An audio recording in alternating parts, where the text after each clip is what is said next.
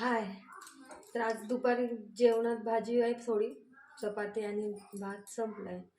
तर आता मुलाला आता तो झोपून आहे. त्याला उठल्यावर काहीतरी खायला लागते. तर मी आता उपमा बनवणार आहे. तर मी तुमच्यासोबत शेअर करते माझी उपमा बनवायची पद्धत. तर नक्की बघा. आधी कढईमध्ये मी रवा भाजून टाकते. ओके. याच्याने काय होणार, रव्याला थोडी छान चव येणार. तर मी जास्त काय टाकणार नाही, नाश्ता मुलांना थोडं, मग संध्याकाळी स्वयंपाकच करायचा आहे. तर आता याला छानपैकी आपण भाजून टाकू. एकदम ना भाजायचं, थोडं थोडं.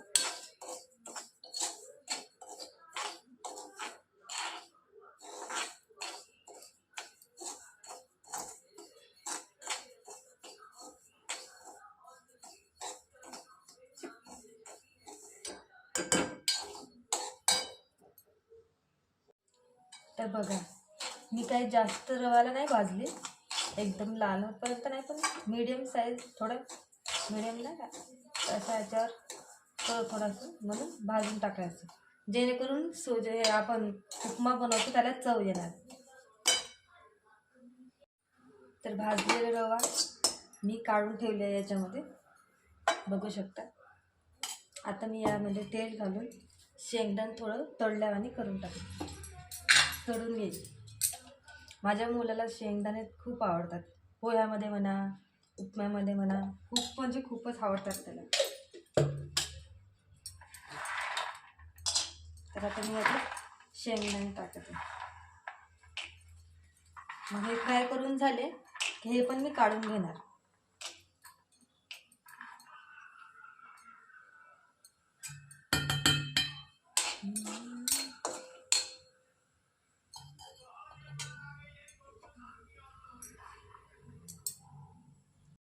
चला, तर इकडे शेंगदाणे तळत आहेत, तोपर्यंत आपण कांदा कापून घेऊ.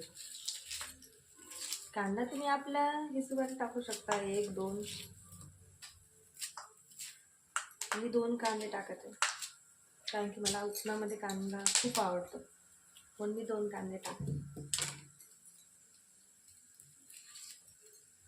त्याला छान बारीक चॉप करून टाकायचं.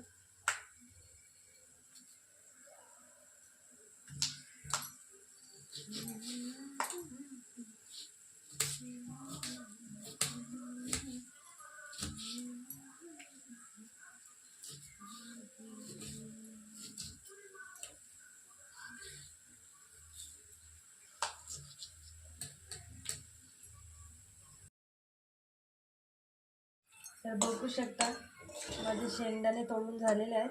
आता हे पण मी काढून ठेवणार, त्याच्यातच काढते, कारण की मला टाकायचं.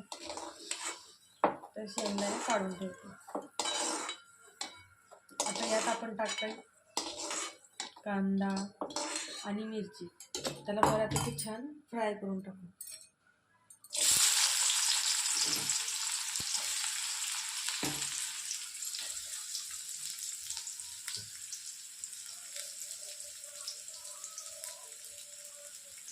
कमेंटमध्ये नक्की सांगा तुम्हाला माझी रेसिपी कशी वाटली. आता सगळ्यांच्या पद्धती वेगवेगळ्या असतात बनवायच्या.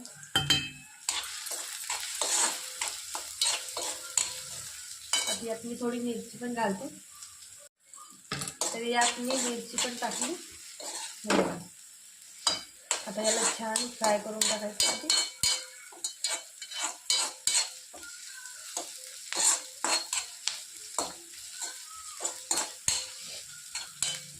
गॅसचं फ्लेम वाढवलं आहे, कारण की माझं गॅस हे खूप स्लो आहे, त्याच्यामुळे.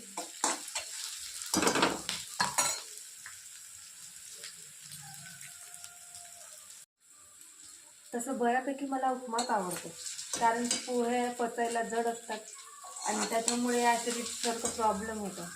त्याच्यामुळे मी कदाचित जास्त नाश्ता वगैरे मध्ये जास्त मी उपमाच बनवते, जेणेकरून पचायला पण आपल्याला सोपं जातं.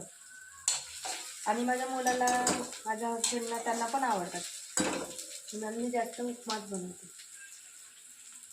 तर बघू शकता माझे कांदे छानपैकी फ्राय झाले, कांदे मिरची. बऱ्यापैकी छान रंग पण आला याला. आता मी याच्यात हळदी पावडर आणि मीठ टाकते.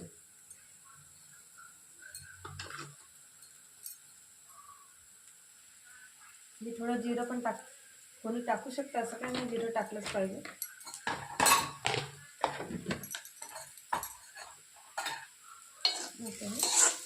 छान मिक्स करून टाकू.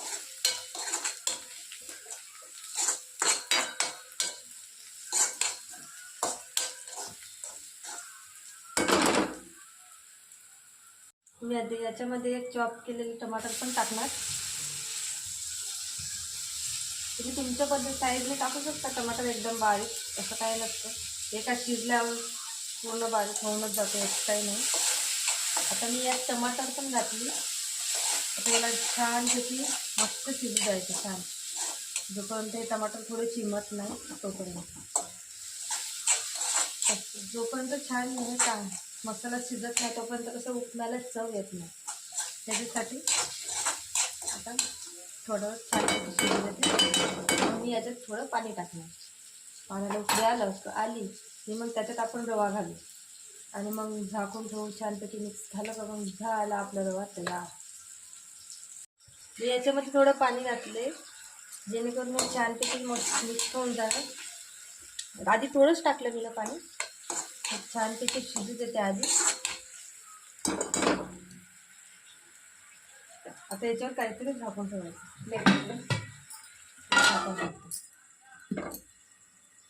वाफेने लवकर शिजणार.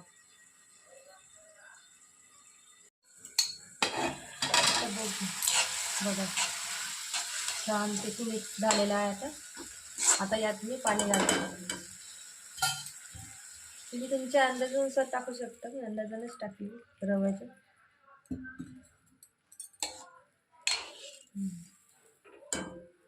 आता याला छान पाण्याला उकळी येऊ देते आणि मग याच्यामध्ये रवा सोडणार.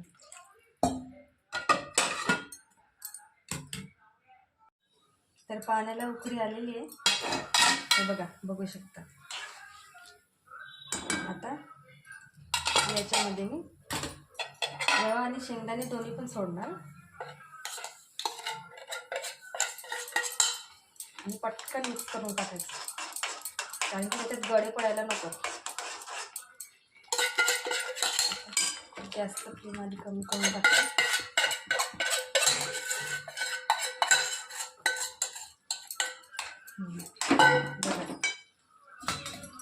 आता हे छानपैकी मिक्स करून टाकू जेणेकरून गडे पडायला नको.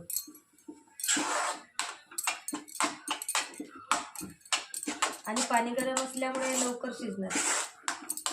वरून पाणी नाही टाकलं तरी होत चालते. आता मी याला थोडा वेळ झाकून ठेवते.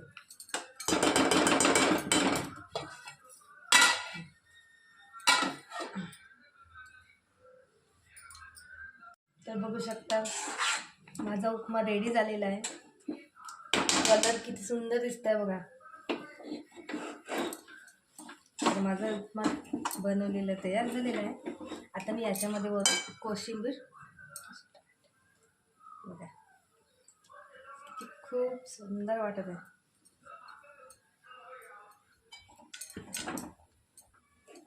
हे मिक्स करून टाकते बऱ्यापैकी छान.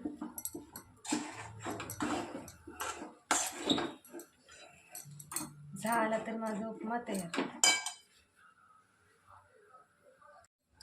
तर अशा प्रकारे मी उपमा बनवते. तर प्लीज कमेंटमध्ये नक्की सांगा तुम्हाला माझी उपम्याची रेसिपी कशी वाटली. Thank you so much. तर बघू शकता आमचं सूर्यच झोपून उठलेला आहे आता. हे बघा उपमा. सूर्याश खाऊन सांग कसं झालंय. तुला दाणे खूप आवडते ना उपम्यामध्ये. कसं वाटलं. नाईस, छान.